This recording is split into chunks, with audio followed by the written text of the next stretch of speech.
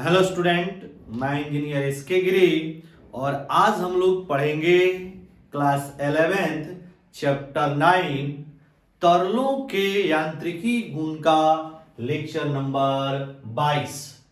और आज के क्लास में हम लोग जो अभ्यास प्रश्न है उसको हम लोग सॉल्व करेंगे। हमने पिछले क्लास में इसके 4 क्वेश्चन कंप्लीट किया था, मतलब 9.1, 9.2, 9.3 एंड 9.4 यहां तक हमने पिछले क्लास यानी लेक्चर नंबर 21 में कंप्लीट किया था। आज हम 9.5 से स्टार्ट करेंगे। तो चलिए हम लोग क्लास स्टार्ट करते हैं। और हमारे पास एनसीईआरटी की नई वाली बुक है। क्लियर, हम बार बार इस चीज को रिपीट भी कर रहे हैं कि जो हम आपको क्वेश्चन करा रहे हैं वह एनसीईआरटी की नई वाली बुक से करा रहे हैं। ठीक है, तो आप लोग एनसीईआरटी की क्लास 11th की नई वाली बुक लेके बैठेंगे और चैप्टर आपका 9 निकालेंगे, जिसमें तरलों के यांत्रिकी गुण है उसके अभ्यास प्रश्न को हम लोग करेंगे। चलिए स्टार्ट करते हैं। 9.5 में है, ऊंची एड़ी के जूते पहने 50 केजी संहति की कोई बालिका अपने शरीर को 1.0 सेंटीमीटर व्यास की एक ही वृत्ताकार एड़ी पर संतुलित किए हुए है। क्षैतिज फर्श पर एड़ी द्वारा आरोपित दाब ज्ञात कीजिए। ये काफी इजी क्वेश्चन है। मतलब एक गर्ल्स है, एक लड़की है जिसकी मास दिया हुआ है 50 किलोग्राम। ठीक है, तो इस हम लोग यहां पर लिखेंगे इसकी जो मास है, द्रव्यमान है कितना है, तो 50 केजी है। ठीक है, और एक ही एड़ी पर क्या किया है, ऐसे खड़ी हुई आप देखते होंगे एक पैर पे बहुत बच्चा लोग खड़ा होता है, बिल्कुल उसी तरह ये जो बालिका है वह एक ही पैर के एड़ी पर खड़ी हुई है। इसके एड़ी की जो व्यास दिया हुआ है, इसकी डायमीटर दिया हुआ है, डी का वैल्यू 1 सेंटीमीटर है, तो इसको आप बदल सकते हैं 1 गुना 10 की पावर -2 मीटर हो गया। ठीक है, अब चाहे तो इस डायमीटर के मदद से यानी इस व्यास के मदद से आप इसकी त्रिज्या निकाल सकते हैं। त्रिज्या बराबर होता है डायमीटर बटा 2, तो डायमीटर बटा 2 लिख दिया।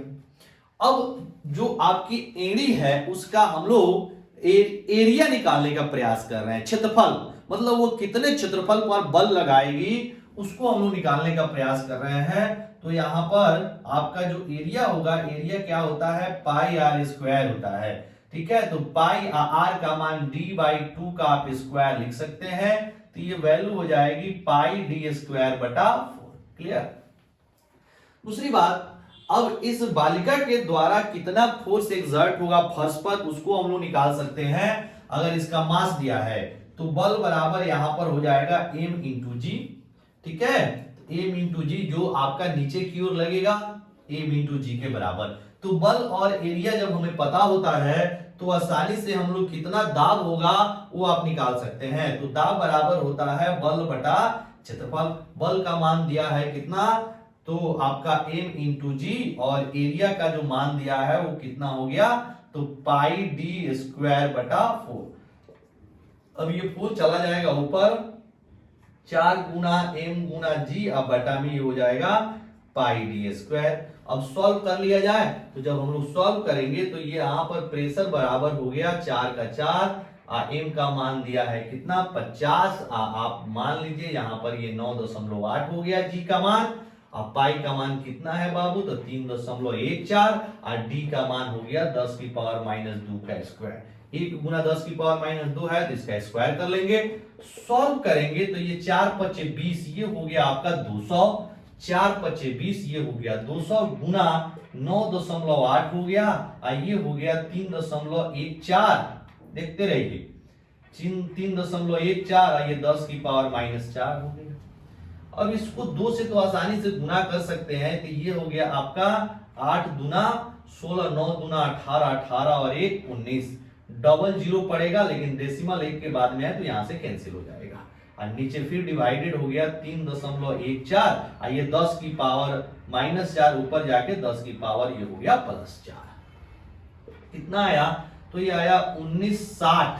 अब बटा 3.14 गुना 10 की पावर 4। अब इतना आ जाएगा पास्कल एसआई यूनिट में। तो इसको हम करते हैं कैलकुलेट। अब इसको कैलकुलेट करने के लिए हम कैलकुलेटर यूज करते हैं समय बचाने के लिए, ठीक है। आप लोग खुद से करेंगे। देखते हैं ये वैल्यू 91960 डिवाइडेड बाई 3.14 तो सॉल्व करेंगे तो ये आता है, क्या हो जाएगा आपका 624.20 इंटू 10⁻⁴, ये हो जाएगा +4। अगर इसको साइंटिफिक वैल्यू में लिखा जाए, अगर 2 पॉइंट यहां दे तो 6.24, ये हो जाएगा 10⁻⁶ पास्कल, इतना आएगा। साइंटिफिक वैल्यू में लिखेंगे, यानी डेसिमल को हम लोग 2 डिजिट पीछे ले जाएं तो डेसिमल जैसे 2 डिजिट पीछे जाएगा पावर कितना हो जाएगा, 2 बढ़ जाएगा। तो ये वैल्यू आ जाएगी आपका इतना, ठीक है। चलिए आप इसको नोट करेंगे, इसको आप नोट करें, फिर आगे बढ़ते हैं। नोट कीजिएगा बाबू, हो गया, पॉज करके नोट कर लेंगे। चलिए 9.6 देखते हैं।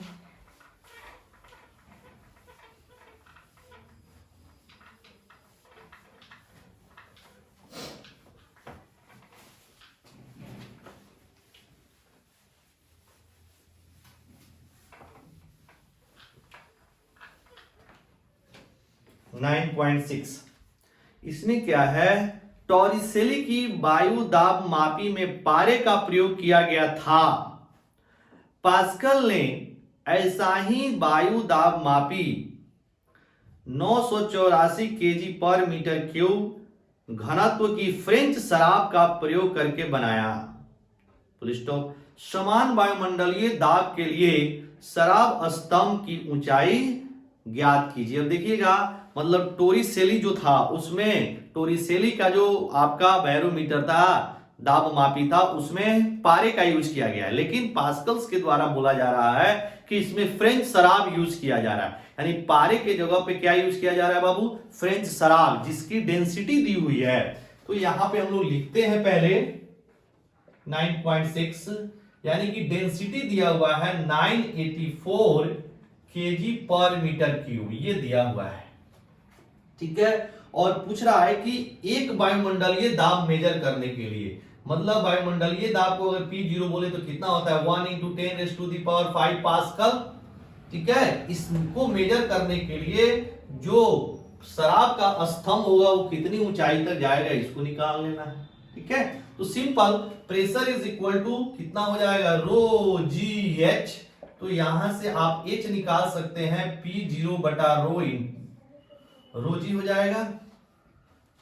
अब P0 की वैल्यू 10⁵ हो गया, नीचे रो की वैल्यू 984 और इंटू ये हो जाएगा 9.5, 984 इंटू 9.5। अब इसको आप सॉल्व कर सकते हैं। इसको सॉल्व करने के लिए फिर से हम यूज करते हैं, अब कैलकुलेटर यूज कर रहे हैं। देखते हैं क्या आता है। इसमें है आपका वैल्यू सॉल्व करेंगे तो 984 इंटू 9.8, ये सॉल्व करने पे आ रहा है 9643.2, ये हो गया 10⁵ डिवाइडेड बाई 9643.2, ये आया। अब इसको भाग दे सकते हैं हम लोग, ये ऊपर कितना लिखा हुआ है तो 10⁵ हो गया, ठीक है। इसको भाग कर देना है 9643.2 से, तो ये आ रहा है आपका 10.37 इतना मीटर आएगा। जब इसको आप सॉल्व करेंगे तो इतना मीटर, इसलिए मीटर में आएगा क्योंकि सभी वैल्यू क्या है, सारी वैल्यू आपका एसआई यूनिट में है। तो सॉल्व करने के बाद ये आ जाएगा, ठीक है। चलिए इसके बाद अब आप आते हैं हम लोग क्वेश्चन में, एकदम सिंपल क्वेश्चन है, सिंपल क्वेश्चन है, वैल्यू दिया हुआ है, आपको सॉल्व कर लेना है। चलिए इसको नोट कीजिएगा। इसके बाद अब आते हैं 9.7 पे। ठीक हो गया। चलिए 9.7 इसको हम मिटा रहे हैं।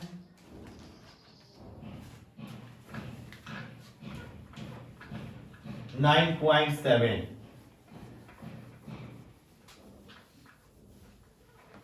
आइए देखते हैं 9.7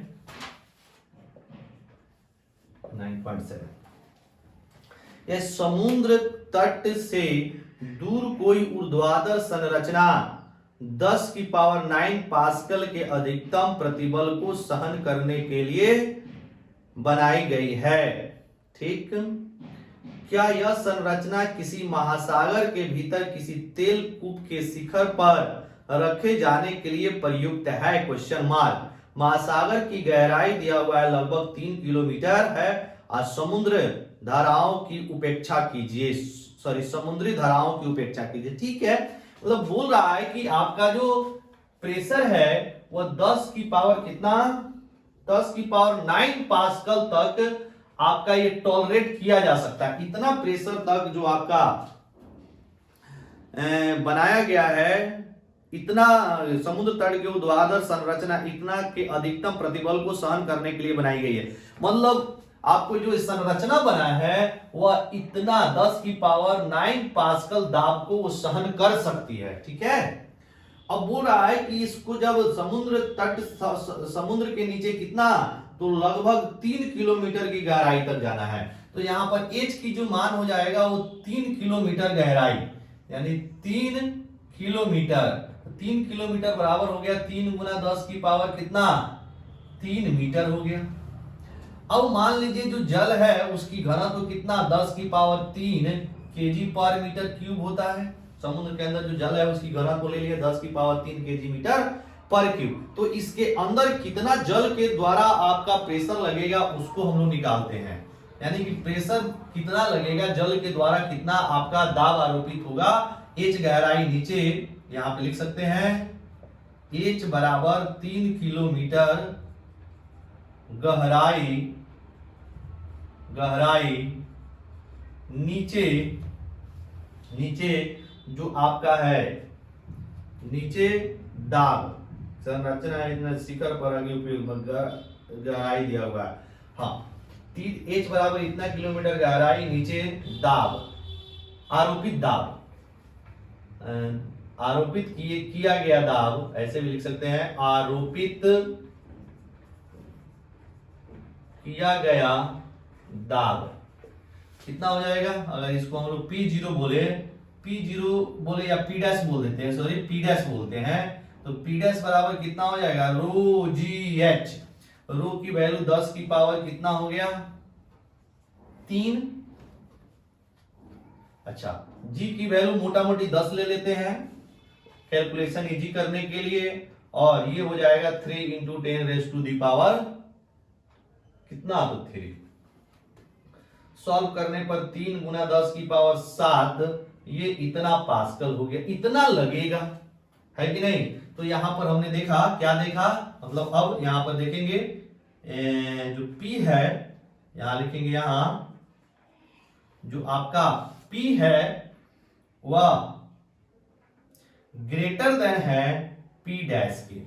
चूंकि P का मान 10 की पावर 9 है, यहां पर P डैश का मान 3 गुना 10 की पावर 7 है, तो सहन कर सकता है। इतना सहन मतलब ये करने की क्षमता रखता है। आरोपित दाब इतना ही है, देखिएगा। मतलब अगर मान लीजिए हम पे हमारे सर के ऊपर अगर 5 एटीएम प्रेशर हम सहने की अगर हमारे पास शक्ति है, एक एग्जांपल बता रहे हैं, एक एग्जांपल बता रहे हैं, वैसा नहीं वैल्यू को आप कैलकुलेट करने लगे, एक एग्जांपल बता रहे हैं। मान लीजिए हमारे सर के ऊपर 5 एटीएम प्रेशर अगर लग रहा है, उसको हम सहन कर सकते हैं, तो 4 एटीएम अगर कोई लगाएगा तो हम आसानी से उसको बर्दाश्त कर सकते हैं। 5 से ऊपर नहीं जाना चाहिए, यानी 6 एटीएम तो हम टॉलरेट नहीं कर पाएंगे, क्योंकि हमको 5 ही एटीएम टॉलरेट करने की क्षमता है। क्लियर। तो वही इसको 10 की पावर 9 पास्कल टॉलरेट करने की क्षमता है, और 10 की पावर 7 ही लग रहा है, इसका मतलब बर्दाश्त कर सकता है। तो यहां पर P जो है वो P डैश से बड़ा है, इसीलिए क्या यहां पर लिख सकते हैं, ये आपका तेल कूप के भीतर ये प्रयुक्त हो सकता है, मतलब क्षमता को बर्दाश्त कर सकता है। प्रयुक्त है, इतना है, यहाँ पर ये है इसीलिए यह प्रयुक्त है। यहाँ पर लिख सकते हैं यह संरचना प्रयुक्त है, यह संरचना प्रयुक्त या उपयुक्त लिख सकते हैं, प्रयुक्त है या उपयुक्त है, उपयुक्त है, इतना को बर्दाश्त कर सकता है इसीलिए उपयुक्त है। चलिए आगे देखते हैं, आगे देखते हैं। अगला है आपका क्वेश्चन नंबर 9.8। बोल रहा है किसी द्रव चालित ऑटोमोबाइल लिफ्ट की संरचना अधिकतम 3000 केजी संहति की कारों को उठाने के लिए की गई है। बोझ को उठाने वाले पिस्टन के अनुप्रस्थ काट का क्षेत्रफल दिया हुआ है 425 cm² है। छोटे पिस्टन को कितना अधिकतम दाब सहन करना होगा, मतलब उसको उठाने के लिए पास्कल्स लॉ है और आपका हाइड्रोलिक लिफ्ट कराया है उसी का है। चलिए इसको आप पॉज करके नोट कर लीजिएगा। ये हाइड्रोलिक लिफ्ट का क्वेश्चन है और हाइड्रोलिक लिफ्ट हमने आपको बहुत अच्छे से चैप्टर के अंदर एक्सप्लेन किया है। तो जो स्टूडेंट हाइड्रोलिक लिफ्ट का कंसेप्ट पढ़ना चाहते हैं लिखिए हाइड्रोलिक लिफ्ट यूट्यूब पे जाकर और लिखिए बाय संतोष गिरी, वहां से आपको मिल जाएगा। तो यहां पर आप देखिएगा क्वेश्चन है 9.8 ऐसे है। मान लीजिए कुछ हाइड्रोलिक लिफ्ट का डायग्राम ऐसे होता है,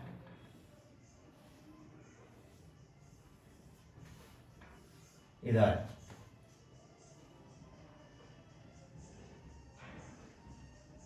एक सेकेंड,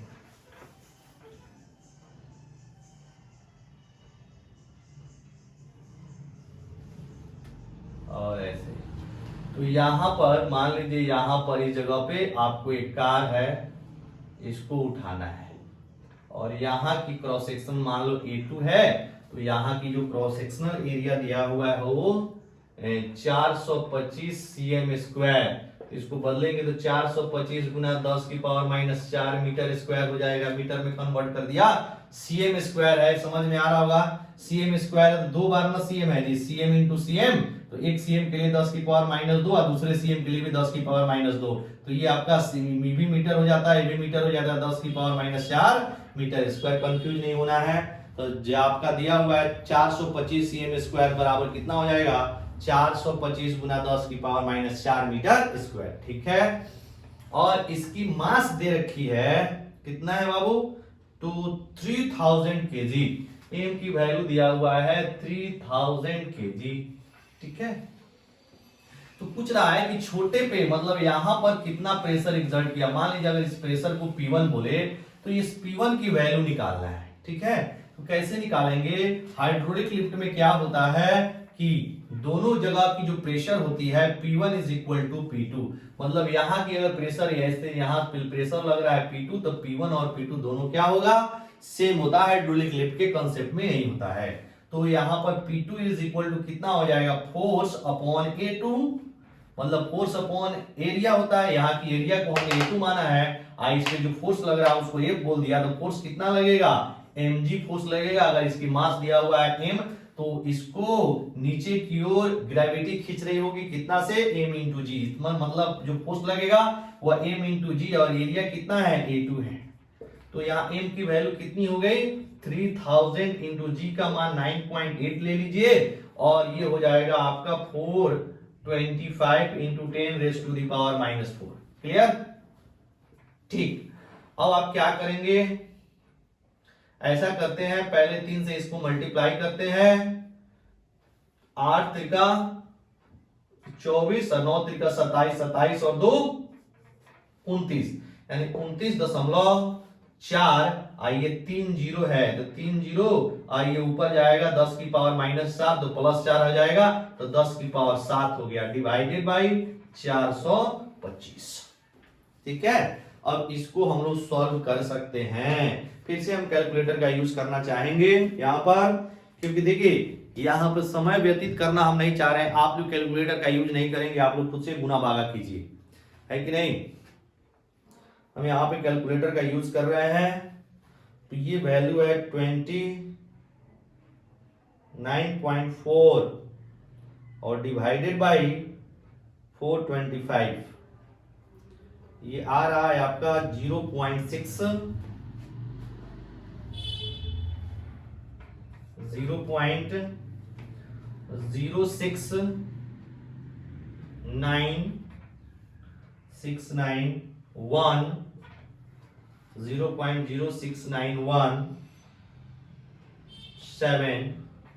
इंटू 10⁻⁷।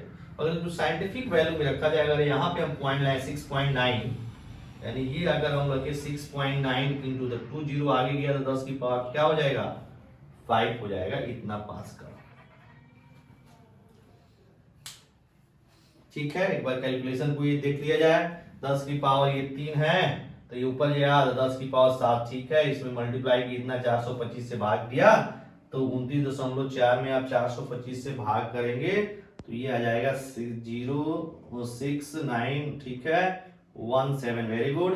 अब इसको हमने क्या किया, साइंटिफिक वैल्यू के लिए लिखने के लिए 16.9 कर दिया, ये 10⁻⁴ कितना हो गया 5 पास कर। चलिए ठीक है, आइए अब हम लोग देखते हैं अगला क्वेश्चन इसका। आप तब तक इसको नोट कीजिएगा, नोट कीजिए इसको। इजी क्वेश्चन, सीधे यहाँ पर प्रेशर निकालना है तो दोनों प्रेशर आपस में इक्वल होता है। तो यहाँ का प्रेशर को P2 माने तो यहाँ प्रेशर क्या हो जाएगा, फोर्स अपॉन एरिया। फोर्स कितना लगेगा M, जो यहाँ की एरिया को हमने A2 माना है तो इस वैल्यू को लिख दिया। यहाँ की एरिया को A1 मानते, यहाँ की फोर्स को F1 मानते, तो ऐसे आप लिख सकते हैं। सिंपल, आपको प्रेशर निकालना है, दोनों को इक्वेट कर देंगे, आंसर आ जाएगा। ठीक, क्लियर हुआ बाबू।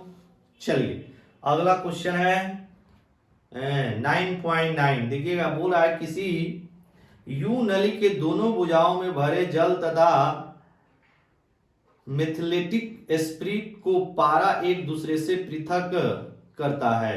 जब जल तथा पारे के स्तंभ क्रमशः 10 सेंटीमीटर तथा 12.5 सेंटीमीटर ऊंचे हैं,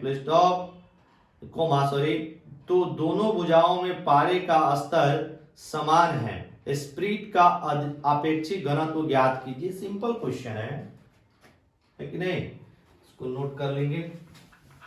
अपेक्षित घनत्व निकालना। अपेक्षित घनत्व हमेशा क्या होता है, उस वस्तु का घनत्व और जल के रिस्पेक्ट में जल के घनत्व से डिवाइड कर देते हैं।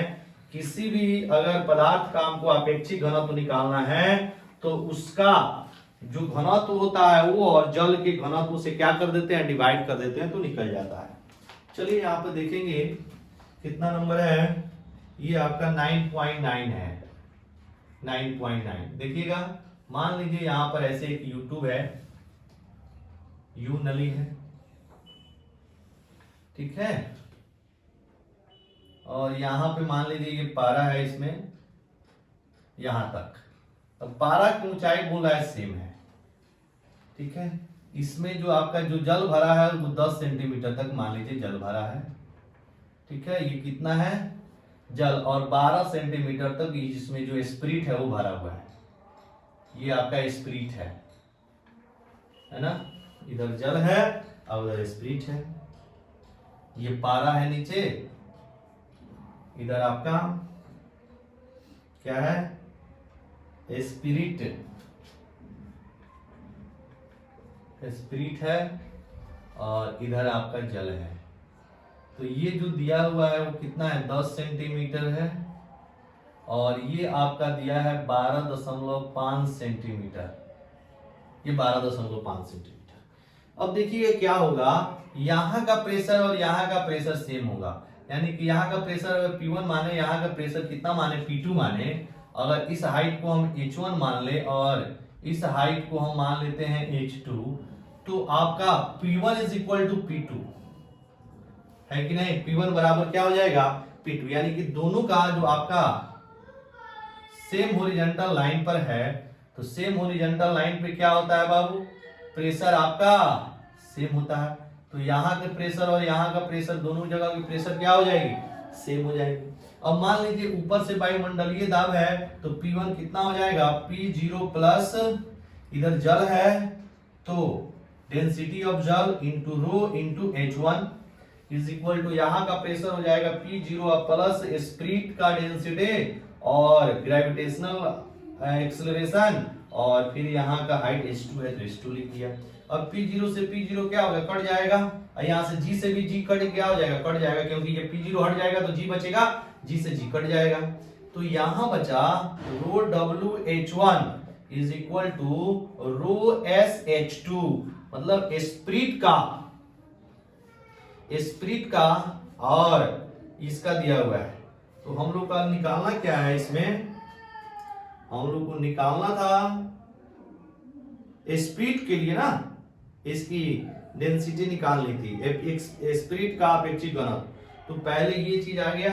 अब हम लोग यहाँ पर वैल्यू रखेंगे तो स्प्रिट का घनत्व कितना हो जाएगा, दिस इज इक्वल टू यहाँ पर स्प्रिट का घनत्व डिवाइडेड बाय वाटर का घनत्व। इसको हमने क्या किया, यहाँ पे लाके भाग कर दिया, और तो ये क्या हो जाएगा, इधर आके भाग हो जाएगा।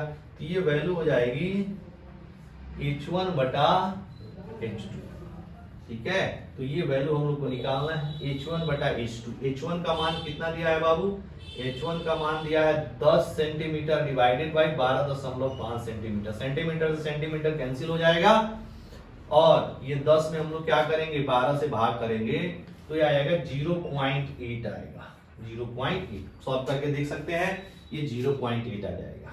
यही है आपका रिलेटिव डेंसिटी, ये है, इसी को बोलते हैं रिलेटिव डेंसिटी, क्योंकि जल के घनत्व से क्या हुआ है, भाग हुआ है, इसी को हम लोग को निकालना था। तो जो आपका स्प्रिट का अपेक्षित घनत्व हो जाएगा वो कितना हो जाएगा, 0.8। क्लियर, नोट कर लीजिए, नोट कर लीजिए। इसके बाद है 10 नंबर, 9.10, 10 नंबर।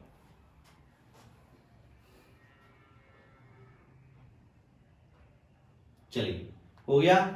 अब 9.10 का 10 नंबर देखते हैं हम लोग। इसमें दिया हुआ है दोनों भुजा, देखिएगा 9.10 पढ़ रहे हैं। यदि प्रश्न 9.9 इसी प्रश्न की समस्या में यूं न लिखे, दोनों भुजाओं में इन्हीं दोनों द्रवों को उड़ेड़कर दोनों द्रवों के स्तंभ की ऊंचाई 15 सेंटीमीटर और बढ़ा दी जाए तो दोनों भुजाओं में पारे के स्तरों में क्या अंतर होगा। पारे का अपेक्षित घनत्व दिया है 13.6। अब देखिए बोल रहा है कि इसी में अब और डाला जाए, ठीक है, अब 15-15 सेंटीमीटर और बढ़ा दिया जाए तो क्या होगा। इसको मिटा दे रहे हैं, ठीक है, मिटा दे रहे हैं। अब आपका YouTube यही है और इसी में 15-15 सेंटीमीटर और बढ़ा देना है। जल भी 15 सेंटीमीटर और भरना है और 9.10 और स्प्रिट भी भरना है। देखिएगा अब की बार का क्वेश्चन कैसे है, ये है, ठीक। चलिए अब इसमें स्प्रिट है, दाएं साइड की तरफ हमने स्प्रिट रखा है, तो दाएं साइड में अगर स्प्रिट रखोगे तो कॉलम ऊपर की ओर उठेगा। क्यों उठेगा अभी हम समझा रहे हैं, कॉलम ऊपर की ओर क्यों उठता है, ठीक है। यहां तक मान लो इसमें पारा है और इसमें यहां तक पारा है, ठीक है, और इसमें आपका यहां तक जल भरा है, ये आपका जल है, यहां से यहां तक जल है। तो ये H1 हो जाएगा आपका 10 पहले से या 15 और भर दिया तो 25 सेंटीमीटर ऊंचा हो गया, और ये आपका यहां तक आ गया पारा। अब इसमें क्या है, इसमें और थोड़ा सा हम उठा रहे हैं, इसको देख लीजिएगा ऐसे, हाँ, इसमें स्प्रिट है, ये पूरा यहां तक स्प्रिट है। तो H2 की जो वैल्यू है, H2 की वैल्यू 12.5 है, प्लस 15 बढ़ेगा तो 27.5 सेंटीमीटर हो गया। 15 ऊपर उठाना है, ठीक है। और हमने बोला जब इसमें 15 और इसमें 15 भरेंगे तो ये जो आपका पारा है वो स्प्रिट साइड, इधर हमने स्प्रिट रखा है और इधर जल है, इधर जल है और इधर हमने रखा है स्प्रिट। तो स्प्रिट की तरफ क्या हो रहा है, उठ रहा है। क्यों उठ रहा है इसका मतलब समझिएगा। अभी हमने देखा कि स्प्रिट की जो अपेक्षित घनत्व आया है वो कितना है, 0.8 है, यानी कि 0.8 है, जो वाटर से क्या है, कम है। वाटर के लिए अगर हम लोग देखा जाए तो सेंटीमीटर में क्या होता है, 1 ग्राम पर सीएम क्यूब इसकी इसकी घनत्व होती है। तो 0.1 इसमें है 0.8, जो कि वाटर से इसकी घनत्व क्या है, कम है। तो घनत्व कम होगा तो ऑटोमेटिक है जो इसका स्तर है वो बढ़ेगा प्रेशर को मेंटेन करने के लिए, क्योंकि फॉर्मूला होता है रो जी एच। तो जी तो कांस्टेंट है, तो अगर रो की वैल्यू आपका कम होगा तो ऑटोमेटिक जी ज्यादा होगा, है कि नहीं, तब जाके प्रेशर क्या रहेगा, मेंटेन रहेगा। बिल्कुल इसी कारण से जो स्पिरिट की हाइट है वो क्या है, ऊपर की ओर उठ गया। अब देखिएगा यहां तक पारा भरा हुआ है, तो पारे की ऊंचाई में कितना चेंजिंग आया, इसको हमने बोल दिया डेल्टा एच। कितना चेंजिंग आया बाबू, डेल्टा एच। और यहां पर क्या है, तो पारा है, यहां पर पारा है, डेल्टा एच ऊंचाई तक। तो अगर हम लोग इसको मार करें, यहां की प्रेशर को P1 बोले और यहां की प्रेशर को P2 बोले। यहां ऊपर तो आपको पता है एटमॉस्फेरिक, यहां भी लग रहा होगा, यहां भी एटमॉस्फेरिक ही लग रहा होगा। तो इसके लिए P1 P2 दोनों सेम हॉरिजॉन्टल लेवल पे हो गया, तो P1 और P2 बराबर हो गया। तो P1 की वैल्यू अगर हम लोग को निकालना है तो P1 की वैल्यू कितना हो जाएगी, P0 plus rho water into g into H1। अब P2 की वैल्यू यहां तक, पहले हम यहां तक निकाल रहे हैं, यहां तक कितना हो जाएगा, P0 प्लस रो स्प्रिट इंटू कितना हो जाएगा, जी इंटू H2। तो यहां तक हो गया। अब फिर इससे डेल्टा H नीचे आना है, तब जाके आपका क्या P2 का निकलेगा। तो इसमें प्लस हो जाएगा कि रो पैरा मरकरी, जिसको हम लोग M से लिख सकते हैं mercury, into g into delta H हो जाएगा। अब जाके P1 और P2 का निकल गया। P1 का निकालना है तो ऊपर कितना है, P0, कितना H नीचे निकालना है तो H1, तो P0 प्लस रो डब्ल्यू जी इंटू H1, क्योंकि इसमें वाटर भरा है। आप देखिएगा इस पॉइंट तक निकालेंगे तो P0 प्लस कितना हो जाएगा, रो स्प्रिट जी इंटू H2, क्योंकि इसमें स्प्रिट भरा है। लेकिन यहां ना, यहां तक आपको आना है, तो फिर आप कितना डेप्थ नीचे आ रहे हैं, तो आपका डेल्टा एच। लेकिन अब की बार इसमें मरकरी भरा हुआ है, तो क्या हो जाएगा, rho mercury g into delta H. I hope आपको क्लियर हो रहा होगा, ठीक है। अब देखना यहां से क्या है, ये P0 से P0 कैंसिल हो गया, सब में जी कॉमन है, तो सब में जी कॉमन कट के हट गया। अब आपको क्या बचेगा, थोड़ा सा कैलकुलेशन फास्ट कर रहे हैं, समझ आ रहा होगा। P0 हटेगा तो क्या बचेगा, यहाँ पे बचेगा रो डब्ल्यू जी इंटू H1, यहां बनेगा rho S g H2 plus rho M g H2, g सब में कॉमन है, कट जाएगा कि नहीं, बिल्कुल कटेगा। अब यहां से आ गया rho water into H1, this is equal to आपका रो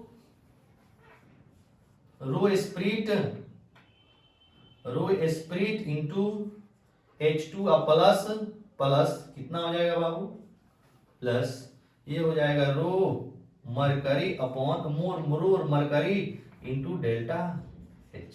हमको डेल्टा एच निकालना है, तो ऐसा हम लोग करते हैं कि ये हो गया H1 इज इक्वल टू, इसमें भाग कर दे रहे हैं rho S by rho W into H2 plus rho mercury upon rho water into delta H, ठीक है। अब आइए, अब हम लोग को सारा वैल्यू पता है। H1 की वैल्यू कितना है, 27 सेंटीमीटर, सेंटीमीटर में 25 सेंटीमीटर आने दिया। अच्छा, इसकी वैल्यू आया था 0.8। अभी हम लोग निकाले हैं रो एस बटा रो डब्ल्यू। आपका पिछले वाला क्वेश्चन देखिए कौन सा, 9.9 में रो एस बटा रो डब्ल्यू, यानी कि स्प्रिट का अपेक्षित घनत्व निकाल चुके हैं, 0.8 आया है। इसमें H2 से कितना मल्टीप्लाई करेंगे, तो 27.5 से, ठीक है। और प्लस ये हो जाएगा rho mercury upon rho water into delta H, ठीक है। आइए, अब इसकी वैल्यू हो गया 25 इज इक्वल टू, जब इसको आप भाग करेंगे तो ये आ रहा है 22, गुना करके देख सकते, बोले हैं गुना 0.8 में 27.5 से आप भाग कीजिए, 8 बजे 40 हो जाएगा, 56 56 4 60, 8 गुना 16 अच्छा आपका 22, ठीक है। ये 22 आएगा, कल के देख सकते हैं आप। प्लस ये 13 दिया है क्वेश्चन में, इसका जो वैल्यू है ये क्वेश्चन में दिया है 13.6, ये दिया है ना जी, हाँ जी 13.6 दिया हुआ है, आई इंटू ये हो गया डेल्टा एच। जब इसको सॉल्व करेंगे तो 25 minus 22 is equal to 13.6 into delta H. Solve करेंगे तो delta H is equal to हो जाएगा ये 3 बटा में 13.6, 3 बटा 13.6। अब सॉल्व करके देखिए 0.22 अप्रॉक्स इतना आएगा, इतना सेंटीमीटर, ये वैल्यू आ जाएगी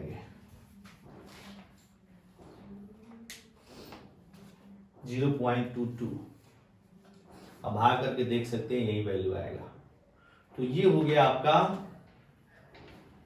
क्वेश्चन नंबर 9.10। डेल्टा एच निकालना था, कितना मारा, मान लो यहां भी आपका मरकरी है, यहां भी मरकरी, मरकरी डेल्टा एच ऊपर उठाया है, यही डेल्टा एच की वैल्यू हम लोग को निकालने के लिए पूछा था।